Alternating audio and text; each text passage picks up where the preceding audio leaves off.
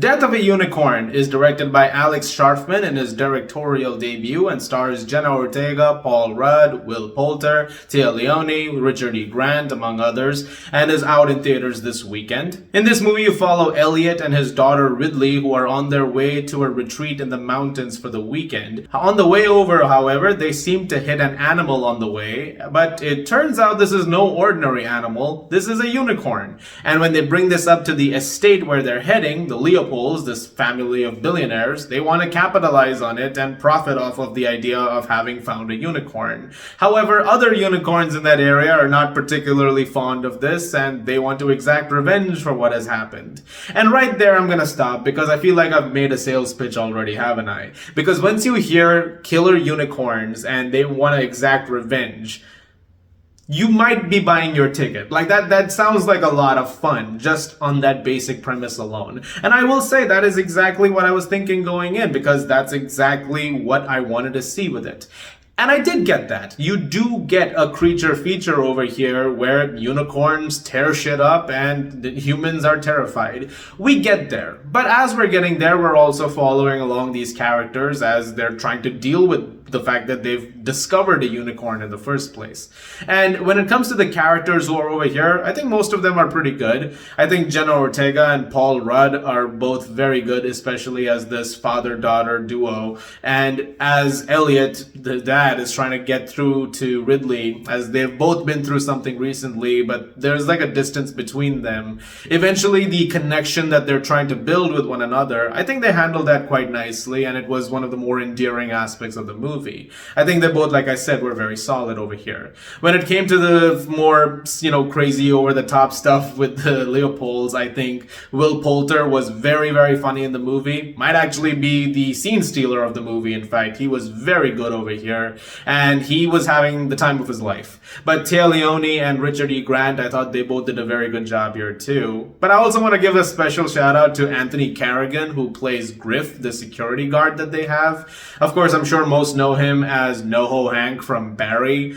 And there are hints of that over here because he was very funny in that show, and there are times over here where he is pretty funny once again. And with that sense of more humor comes some self-referential and self-awareness to the entire story. Especially the referential aspect of it, because there's clearly performances over here that are based on versions of characters that they've played before, like especially Will Poulter and Richard E. Grant.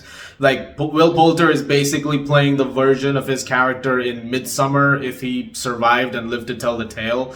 And Richard E. Grant is playing kind of the version of his character who was in Saltburn. And since the unicorns in this movie are sort of going around humans in like a Jurassic Park-like style instead, of dinosaurs in that movie, Tia Leone is in Jurassic Park 3. So it's like they knew what they were doing with some of the casting choices over here, and I did appreciate that about it. I also think that when, like I said, when those sequences do kick in and a lot of the crazy stuff starts to happen, there's some really gruesome kills that happen in the process and some really cool visual moments that were a lot of fun to watch. Where I think it does falter a bit though is when it comes to dealing with everything else. Beyond a certain point, I feel like when it starts to, have these characters address certain themes and ideas that the movie wants to hone in on, it can have a hard time sort of definitively trying to bring it all home, especially because it will introduce certain things like how characters, especially the Leopolds, are this very rich family that wants to profit off of the unicorn. Now, of course, there's a huge commentary in there about, capitalism and just, pharmaceutical companies trying to, make as much money as they can off of the idea of exploiting other stuff in the world. But it also doesn't feel like it says anything new with those ideas. Like, those are things that I feel like have been tackled before in other things. And some of those things have done that a lot better than they do so over here. And so I feel like it can kind of lose the edge as a result of that. And since we spend a lot of time with those scenes in the movie, especially the first half of it or so, I feel like, it can feel a little incomplete by the time you're done with it. It also sometimes doesn't help that when it comes to those messages that the movie is trying to convey, it can be very direct about it. There's not a lot of subtlety involved in a lot of those scenes, and it sort of counters the self-awareness that the movie is going for. So you can have a very silly moment, but then you'll have something where something very, crazy and serious is happening when it comes to this family and the stuff that the humans are doing. And you're thinking, well, I'm not supposed to laugh over here because this is not good. But then I'm supposed to laugh over here because it's, this is now funny. It's like there is a clash that's going on. And it makes some of that a bit frustrating in the long run of the movie. And so by the end of it, while there were a lot of fun moments with unicorns, I feel like some of the grander messages it wanted to land don't fully land as compellingly as they could.